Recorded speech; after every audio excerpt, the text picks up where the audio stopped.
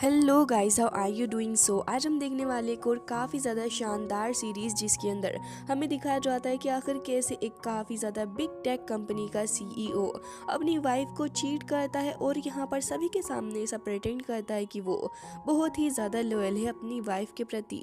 सो episode 1 की शुरुआत होती है और हमें देखने के लिए मिलता है हमारी कहानी की मेन लीड, जिसका नाम हमें लिन शुआंग बताया जाता है। वो एक जगह पर बैठी हुई थी और वहीं पर एक दूसरी लड़की भी बैठी होती है जिसका नाम जियांगशी हमें बताया जाता है।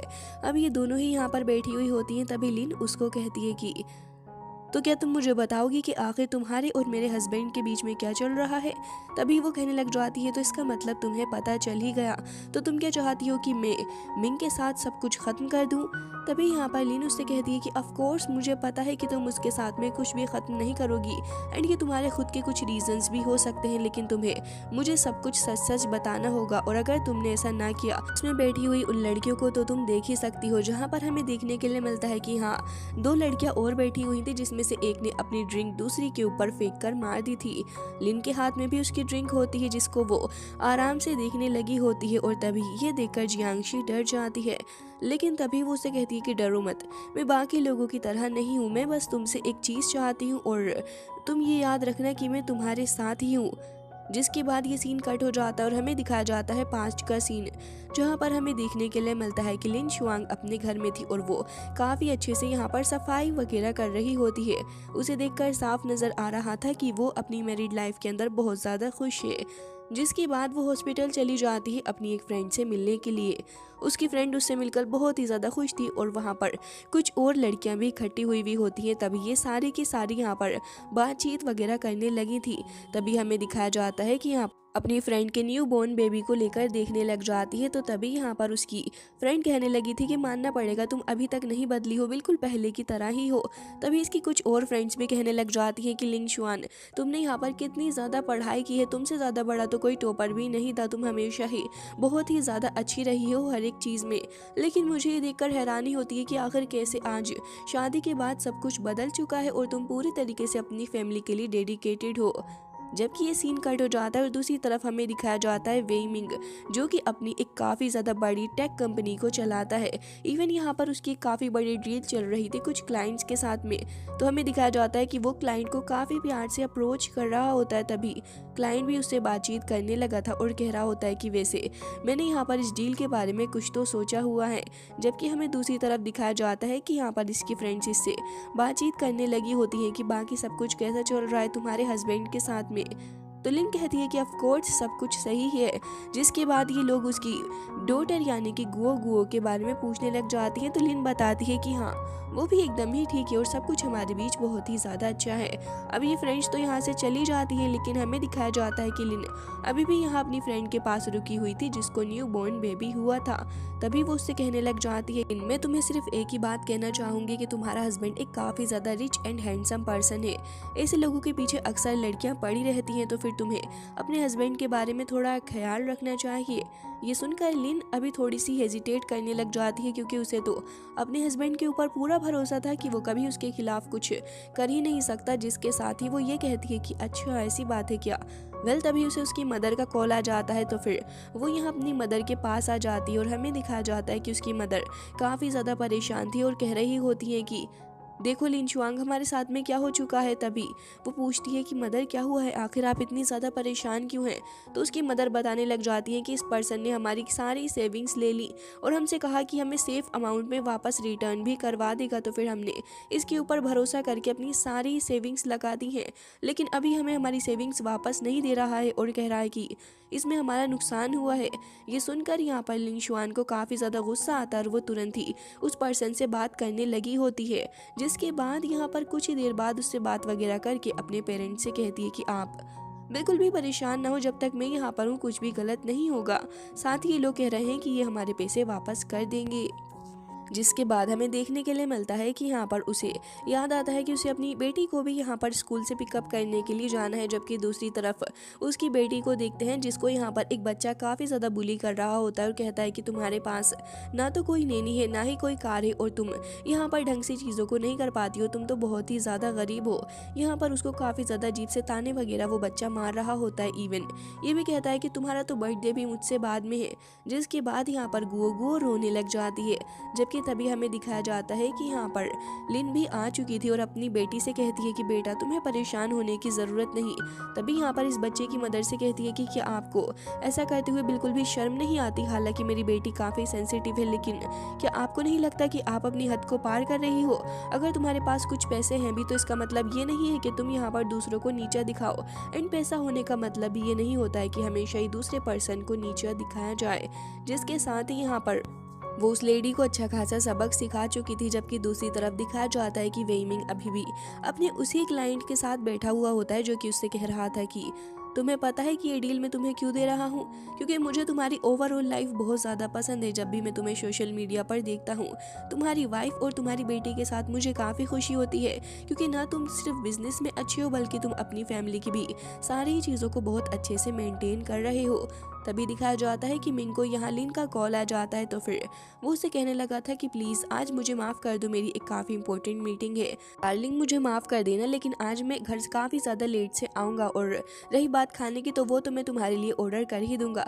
जिसके बाद वो कॉल रख देता है और तभी वो बंदा कहता है कि मैं इस डील को पक्की कर रहा हूँ, ना तो सिर्फ तुम्हारी ये बिग टेक कंपनी की वजह से बल्कि ओवरऑल तुम्हारी इस पर्सनैलिटी की वजह से, जो कि मुझे बहुत ही ज़्यादा पसंद है। ये सुनकर वो बहुत ज़्यादा खुश होता है। जबकि हमें दिखाया जाता है कि ये डील अब फाइनल हो चुकी थी, तो फिर वहीं से ये लोग यहाँ पार्टी के लिए निकल जाते हैं और वेई मिंग तुरंत ही अपनी वाइफ को कॉल लगाता है।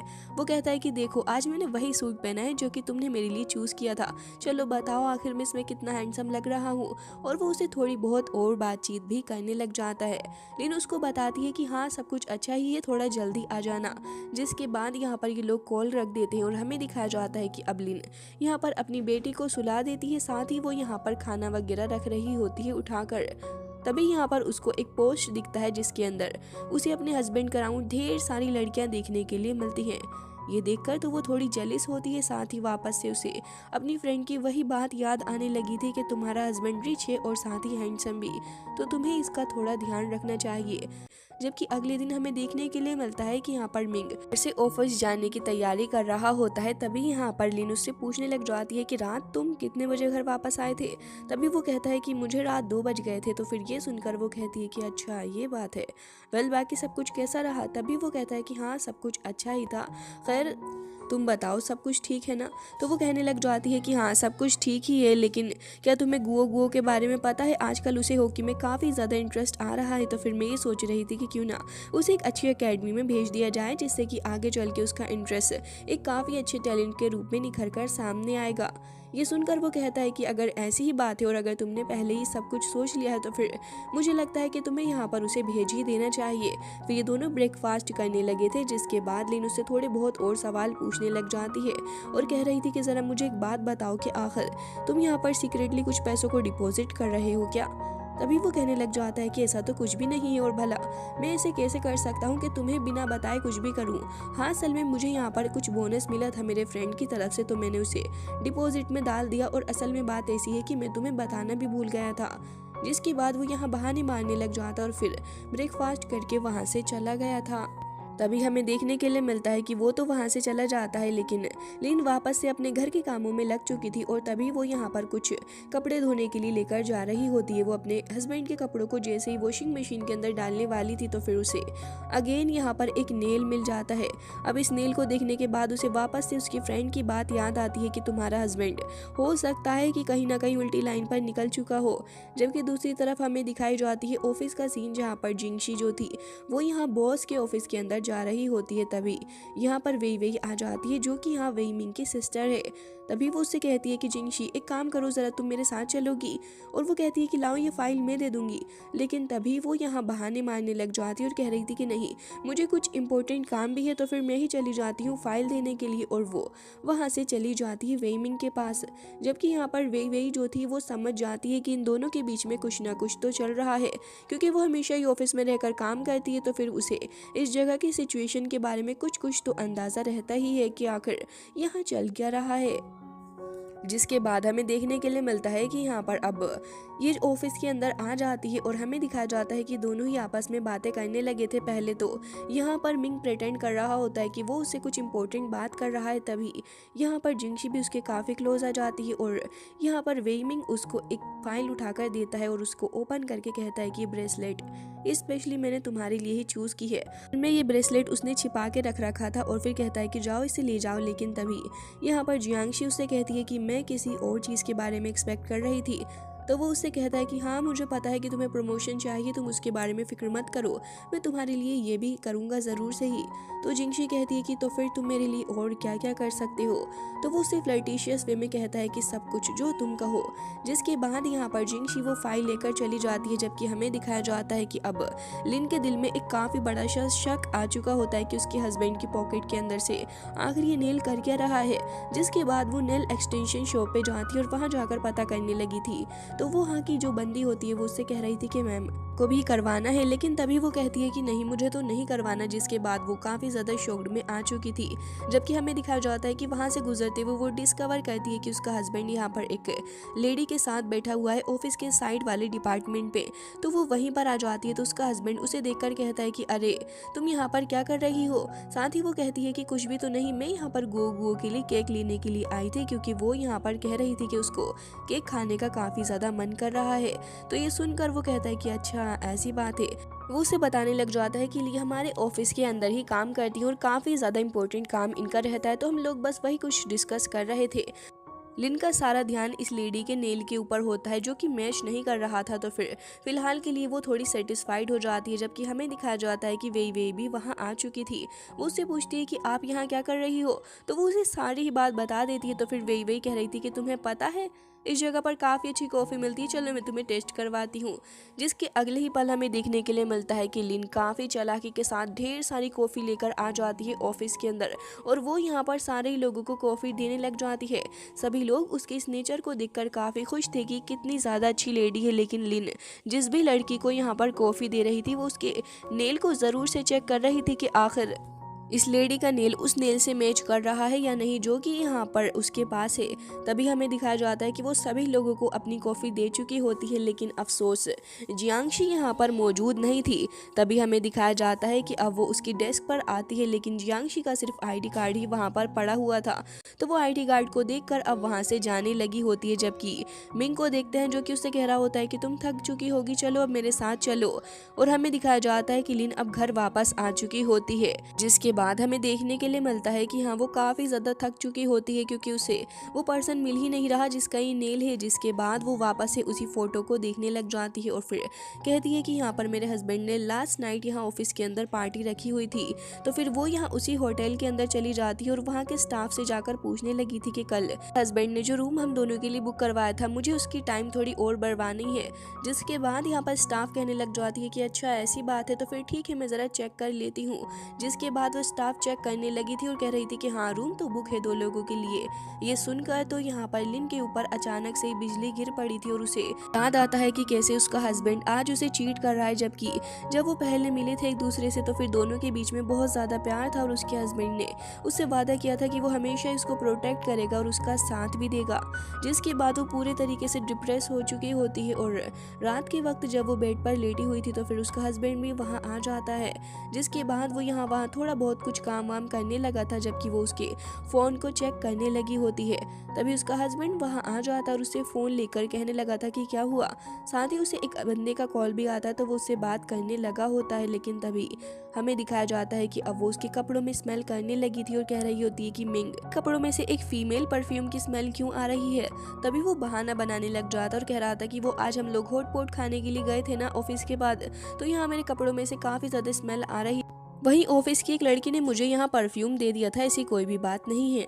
जिसके बाद वो कहता है कि क्या तुम मुझ पर शक कर रही हो, लेकिन तभी लिन कुछ भी नहीं कहती, वो वापस आकर लेटने लगी होती है। जबकि मिंग यहाँ पर उसके क्लोज आने की कोशिश कर रहा था तो वो उसे दूर हटा देती है। मिंग को उसका बिहेवियर कुछ समझ नहीं आता। फिर उसके बाद कहता है कि पता नहीं क्या हुआ, आज मैं गोल्फ खेलने के लिए गया था लेकिन मेरी बैक काफ़ी ज़्यादा स्टिफ हो चुकी है। तुम्हें पता है कि पहले जैसा स्टेमिना भी मेरे अंदर नहीं रहा। इवन मैं सोच रहा हूँ कि क्यों ना मैं गोल्फ खेलने जाया करूँ, क्योंकि अब मेरे अंदर पहले जैसी बात नहीं रही है। के दिमाग में तो वापस से पहले वाली बातें ही चल रही होती हैं कि पहले कैसे ये दोनों एक दूसरे के साथ रहा करते थे और सब कुछ बहुत ही ज़्यादा अच्छा हुआ करता था। लेकिन तभी यहाँ पर मिंग उससे कहता है कि एक काम करो, तुम भी तो पूरे दिन घर में रहकर थक जाती हो, तो फिर तुम भी जिम जाया करो, ये अच्छी बात नहीं है, घर में रहकर तुम डिप्रेस ही होगी। जिसके बाद यहाँ पर हमें दिखाया जाता है कि एक बार फिर यहाँ पर वो उसके क्लोज आने की कोशिश करता है, लेकिन अगेन वो उसको पीछे धक्का मार के हटा देती है। जबकि हमें दिखाया जाता है कि अगले दिन वो जिम के अंदर चली गई थी और जैसे ही वो अपने सामने देखती है कि यहाँ पर जियांगशी मौजूद है और उसकी नज़र उसके नेल के ऊपर पड़ती है, तो ये वही नेल था जो कि यहाँ पर अपनी लिन को पहले से ही अपने हस्बैंड की पॉकेट से मिला हुआ था। अब तो वो बहुत ही ज़्यादा गुस्सा हो जाती है और तुरंत ही जियांगशी के पास जाकर उसके मुंह पर एक चांटा लगा देती है। एंड गाइस, इसी के साथ ये एपिसोड हो जाता है। एंड अगर आपको नेक्स्ट पार्ट चाहिए तो कमेंट करके बता देना।